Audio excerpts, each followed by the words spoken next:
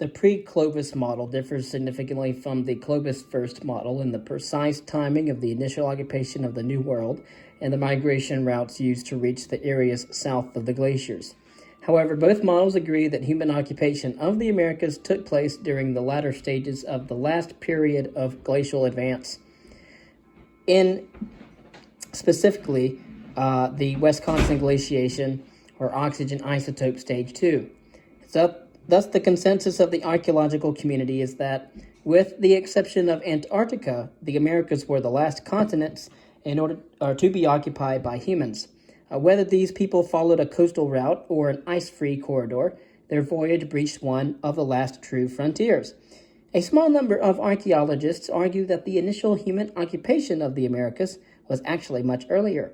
Proponents of an early arrival model place the first appearance of humans in the Americas as early as 50,000 years ago, and oxygen isotope stage 3.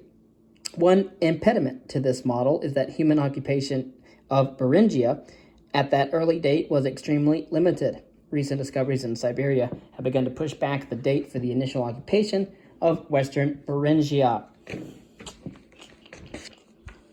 The Yana River site, dated to 30,000 years ago, is the earliest evidence for human occupation of eastern Siberia. The intriguing discovery of a well-preserved mammoth found on the shore of Yenisei Bay in the central Siberian Arctic in a level dated to 45,000 years ago suggests that humans were present in the Arctic at this very early date. Yes. No stone tools were recovered at Yenisei Bay, but the mammoth bones showed traces of trauma from hunting, including breaks from a blow to the head from a spear, and the tusk showed traces of processing for ivory. Archaeologists working in the Old Crow Basin in the Canadian Yukon have claimed to have found evidence of human activity dating as far back as 40,000 years ago. However, direct radiocarbon dating of a number of bone tools from the basin has shown that they are actually less than 3,000 years old. Currently, it is claimed that the two bones found in contexts dating to 40,000 years ago at Old Crow show evidence of being cut by a stone tool, and a number of bones are held to have been flayed by humans. Neither of these claims is widely accepted, however, and there is as yet to be no clear evidence for human occupation of Western Beringia before the end of the last glacial advance, and Western Beringia would be Alaska and the Yukon.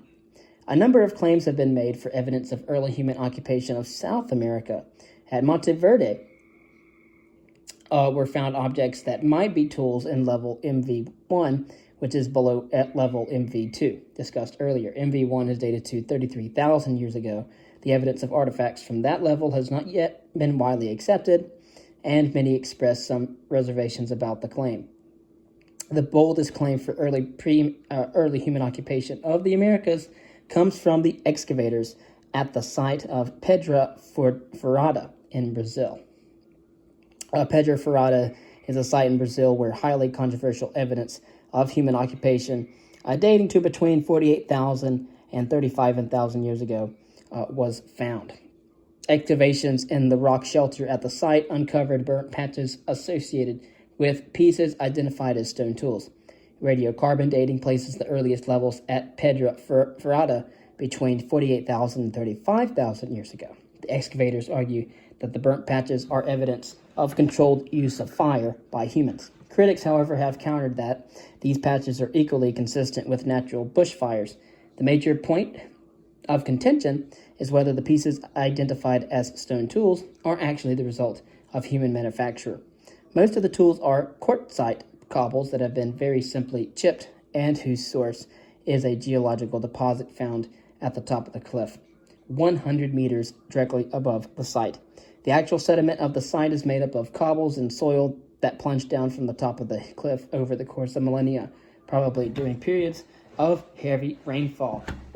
David Meltzer and Tom Dillahay have suggested that the chipping found on the stones recovered at Pedra Furada is the result not of human activity but of the impact of the cobbles as they fell down the cliff and were smashed on the ground. The researchers suggest that the cobbles are geofacts, objects created by geological forces rather than artifacts or ecofacts made by humans. The excavators Fabio Parenti,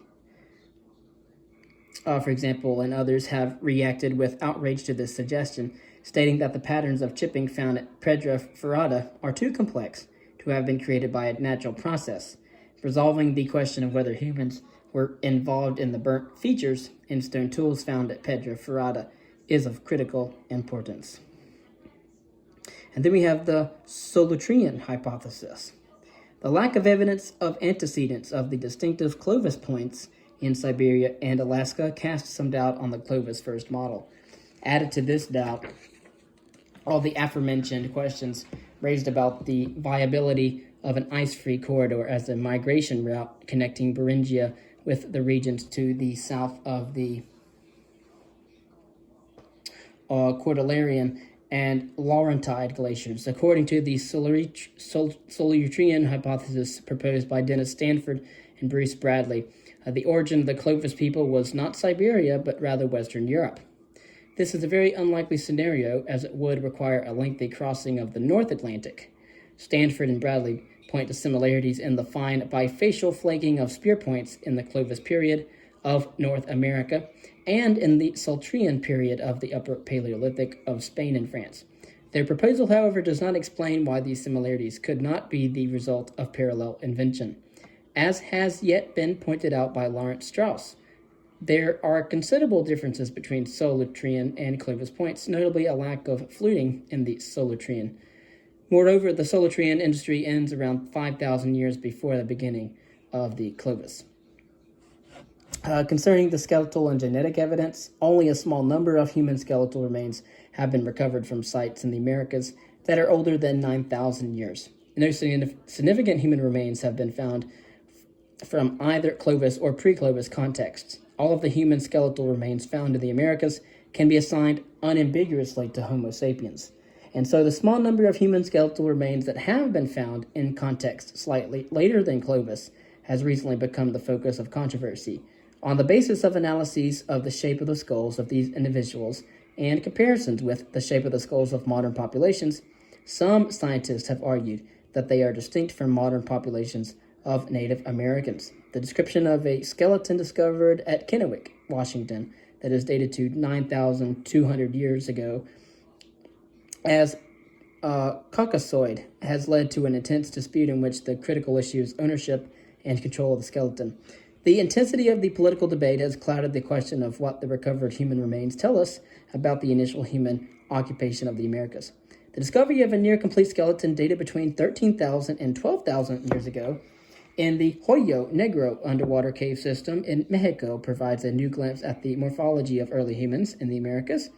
Genetic analysis of both the Kennewick man and the Hoyo Negro skeleton clearly group these individuals with Native Americans. The genetic study of living Native American populations, along with archaeological samples, is beginning to yield strong support for the pre-Clovis model. These studies are unanimous in showing an East Asian origin for all American populations. All the most recognized waves of migration from East Asia subsequent to the initial peopling of the Americas. One idea supported by the genetic data is known as the Beringian standstill hypothesis. According to the Beringian standstill hypothesis, a human population was isolated in eastern Beringia beginning as early as 25,000 years ago. Around 16,000 years ago, with the retreat of the ice sheets that made a Pacific coastal route accessible, this population spread into the Americas and rapidly dispersed. The size of the founder population isolated in eastern Beringia is thought to have been quite small, numbering in the tens of thousands. After rapid dispersal, populations were geographically isolated and evolved the genetic differentiation found among living Native Americans. The genetic studies also vividly demonstrate the degree of impact that European colonialism had on Native American communities, resulting in the loss of much of the genetic diversity found in archaeological samples. Next, we will cover the Clovis adaptations and the megafauna extinction. Then we'll talk about Paleo-Indian and archaic subsistence.